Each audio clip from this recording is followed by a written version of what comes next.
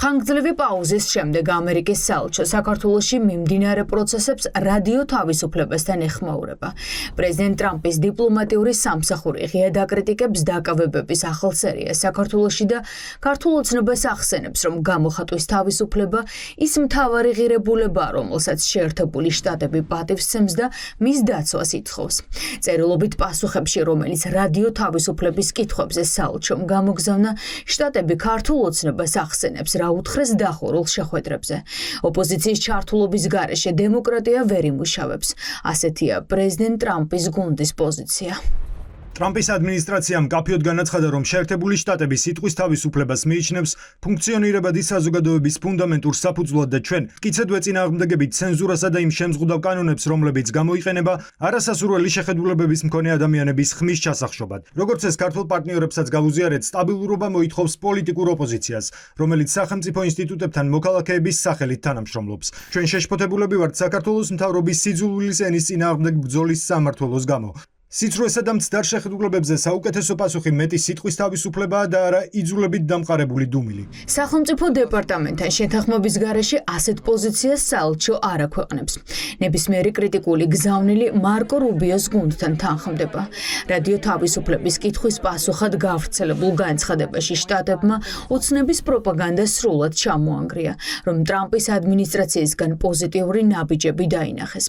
ასეთი შეფასება მოვისმინეთ დღეს ოპოზიციის ლიდერებისგან. ივანიშვილს მოუწევს ამ რეპრესიული კანონმდებლობის, რეპრესიული ქმედებების, ანტიქართული საქმიანობის გამო შესაბამისი პასუხისმგებლობის აღება. მე რამდენი გზის ტრამპის ადმინისტრაცია აფრთხილებს ივანიშვილს და ანტიქართულ ოცნებას, რომ პასუხისმგებლობის გარეშე ამ დანაშაულებებს ესე მშრალად ვერ გაივლის. ამიტომაც ცხადია, რომ ეს გაფრთხილებები დიდხანს არ გაგრძელდება და ივანიშვილს მოუწევს თავისი ქცევის პატერნის შეცვლა. ამ სულთა ფურცელზე პირველად ჩაიწერა, რომ ცენზურა და პოლიტიკური აქტივისტების, ლიდერების, მედიის, საზოგადოების წარმომადგენლების ბევრნა აზრის გამოხატვის თავისუფლების გამო ქართულ ოცნებას არ მიიყვანს იმ პარტნიორობამდე, რა პარტნიორობასაც ესწრაფის. თუ თავისუფალი აზრი იდევნება, თუ ამერიკის მტრებთან თანამშრომლობას აგრძელებს საქართველოს, თუ პოლიტიკური ლიდერები ციხეში იქნებიან გაშვებული, მაშინ წარმოუდგენელი ამერიკამ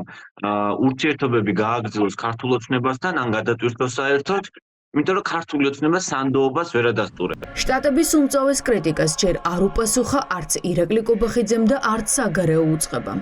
არადა მეორე წელია მთავრობის მეთაური შტატების მთავრობასთან ურთიერთობების ნორმალიზებას ოცნების არჩეული პრეზიდენტი კი ზარს ელოდება პირადად დონალდ ტრამპისგან. რაც შეეხება იმას, რომ ვიღაცას ბილწის სიტყვა და თავისუფალი სიტყვა ტოლობის ნიშანის დასმა უნდა ამ ორ შორის, ეს არის უბრალოდ ინტელექტუალური დეგრადაცია და მეტი არაფერი. ამიტომ ჩვენ ყოველთვის ვიქნებით თავისუფალი სიტყვის მხარდამჭერები, მაგრამ ყოველთვის ვიქნებით ბილწსიტყვაობის, ასე თქვათ,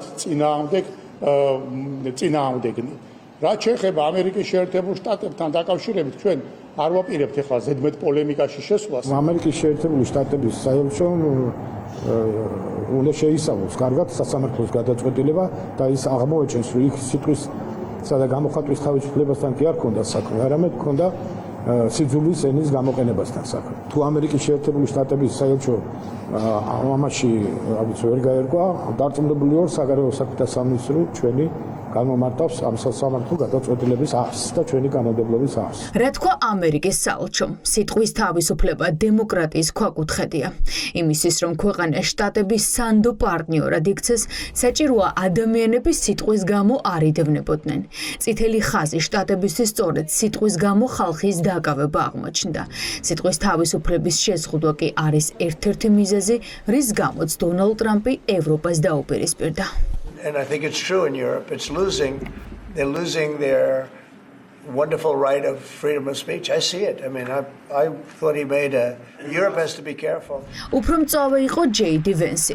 ვიცე-პრეზიდენტმა მიუნხენის საერთაშორისო კონფერენციიდან ევროპას უთხრა, რომ ადამიანების დადუმებას დონალდ ტრამპი არ დაუშვებს. In Washington, There is a new sheriff in town. ვაშინგტონში ახალი შეფი მოვიდა. დონალდ ტრამპის ლიდერობის პირობებში ჩვენ შეიძლება არ დავეთანხმოთ თქვენ შეხედულებებს, მაგრამ ვიბრძოლებთ იმისთვის, რომ დაიცვათ თქვენი უფლება. გამოთქვათ ის საჯარო სივრცეში, ვეთანხმებით მას თუ არა. იმ ფონზე, როცა ოცნების პოლიტიკა შტატების ადმინისტრაციის საგარეო პოლიტიკას სრულად ეწინააღმდეგება, სტრატეგიული პარტნიორობის აღდგენა მხოლოდ იმედად ღარჩება. ამერიკის საელჩომ ოცნების გუნდს უთხრა, რომ თუ ოპოზიცია ციხეში იქნება და არ იქნება დიალოგი ოპონენტებთან, არ იქნება სანდოობაზე დაფუძნებული პარტნიორობა. ამერიკა ამ პრინციპების დარღვევის გამო აკრიტიკებს მათ შორის ევროპის ქვეყნებს და არაფერი მას გასაკვირია რომ აქ ამ ქვეყანაში საგიჟეთია ტროტუარზე დგომის გამო და ბანერის ხელში დაკავების გამო და Facebook-ის კომენტარების გამო ადამიანები ციხეში წავენ, ამის გამო საკუთარი პოზიცია დააფიქსირა ამერიკის საელჩომ. სხვა ბევრ მიზეზებთან ერთად მათ შორის თავარ მიზეზთან რომ ქაჯები არიან და მაგის გამო ვერ ლაგდებიან, ერთ-ერთი მიზეზი ეგეც არის, ის გამო ვერ დალაგდებიან, იმიტომ რომ ეს არის მართლის ფუნდამენტური საკითხი. არც ამერიკის შეერთებული შტატები და არც ევროკავშირი არ ლაგდებიან იმ რეჟიმებთან, რომლებიც გამოხატვის თავისუფლების გამო აკავებენ ჟურნალისტებს, პოლიტიკოსებს და საქართველოს რიგით მოქალაქეებს. არ ლაგდებიან იმ რეჟიმებთან, რომლებიც ძირს უთხრიან საქართველოს დემოკრატიულ განვითარებას. ამერიკის საელჩოს განცხადება ბევრ პოლიტიკურ გზავნილს ატარებს. ოპოზიცია ამბობს, რომ საელჩოს ეგრეთ წოდებული სქროლვის დეპარტამენტის შემთხვევით არ უხსენებია. გამოხატვის თავისუფლების შეზღუდვის გამო სამინისტროს თანამშრომლებსა და მოსამართლეებს, რომლებსაც უკანონო განაჩენი გამოაქვთ, შესაძლოა ამერიკული სანქციები დაუწესდეთ. მე მგონი რომ საელჩოს მინიმუმ შეეძლო ეთქვა რომ უბრალოდ მიუღებელია ეს ყველაფერი, მაგრამ როცა თქვეს რომ ეს სამმართველო და ამ სამმართველოს მუშაობა გვაშფოთებსო, ეგ იმას ნიშნავს რომ ამ სამმართველოში დასაქმებული ადამიანები, მათ მიერ შესწავლილი საქმეები და ის მოსამართლეები, რომლებიც ამ განაჩენებს მერე და ამ საქმეებს სწავლობენ, ყველა მათგანს ემუქრება ამერიკის შეერთებული შტატების სანქციები სხვადასხვა ფორმის. ბიძინა ივანიშვილის გუნდისგან ტრამპის ადმინისტრაცია ქცევისა და ტრაექტორიის შეცვლას ითხოვს. წინააღმდეგ შემთხვევაში წლობით ნაშენების სტრატეგიული პარტნიორობა წარსულს სამუდამოდ ჩაბარდება.